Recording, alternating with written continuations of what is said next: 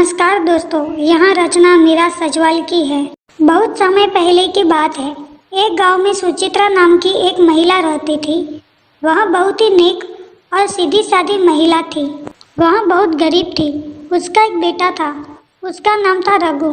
जब वह गर्भ में ही था तो सुचित्रा का पति उसे छोड़ दूसरी शादी कर अलग चला गया। सुचित्रा बहुत रोई, गिड़गिड़ाई, परंतु उसके पति पर कोई असर नहीं हुआ। वह अपनी दूसरी पत्नी के साथ शहर चला गया। सुचित्रा ने बहुत कठिनाइयों से अपने बेटे को पाल पोस कर बड़ा किया। जब बेटा बड़ा हो गया और पढ़ लिख कर कमाने लगा तो उसने एक सुंदर लड़की देखकर उसकी शादी कर दी।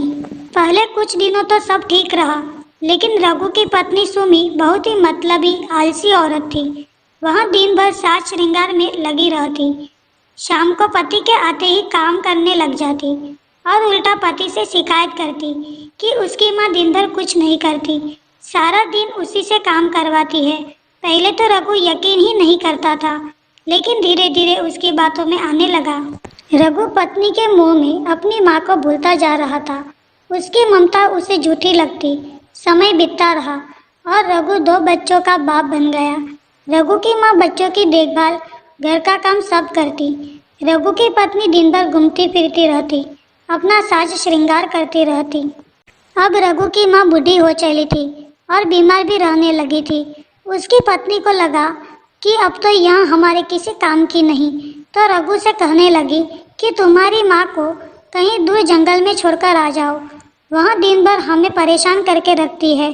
कुछ दिनों तक तो रघु टालता रहा, लेकिन जब उसकी पत्नी ने उसे धमकी दी कि या तो माँ को रखो या मुझे, तो वह माँ को जंगल में छोड़ने के लिए विवश हो गया। एक दिन रघु ने अपनी माँ को कंधे पर बिठाया और वहाँ उसे जंगल में छोड़ने के लिए चला गया। माँ ने पेड़ों से पत्ते तोड़ के पूरे रास्ते में बिछा दिए। जब रघु ने देखा कि माँ पत्तियाँ तोड़ रही है और उसे झटका लग रहा है, तो वह बोला, माँ तुम ठीक से बैठ नहीं सकती हो, पत्तियाँ क्यों तोड़ रही हैं? मुझे परेशानी हो रही है। माँ बोली, बेटे मुझे माफ़ कर दे, तुझे थोड़ा झटका लग रहा है।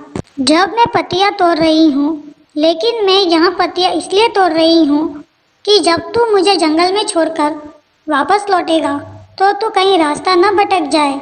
वापस लौटते समय पत्तियाँ जहाँ जहाँ बिछी हो उसी रास्ते तू वापस लौटना, तो तुझे आते समय आसानी होगी, तू राह नहीं भटकेगा।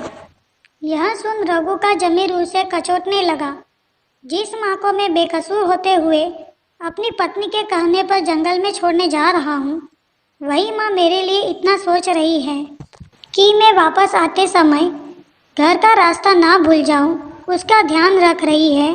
ऐसी ममतामयी माँ को मैं जंगल में छोड़ने जा रहा हूँ, धिक्कार है मुझको।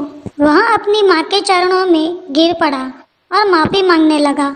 माँ माफ़ कर देना मुझे, मैं तेरे सारे कष्ट भूलकर पत्नी के रूप जाल में फंसकर एक बहुत बड़ा पाप करने जा रहा था। तेरी ममता ने मुझे आज बहुत बड़ा अपराध करने से बचा लिया।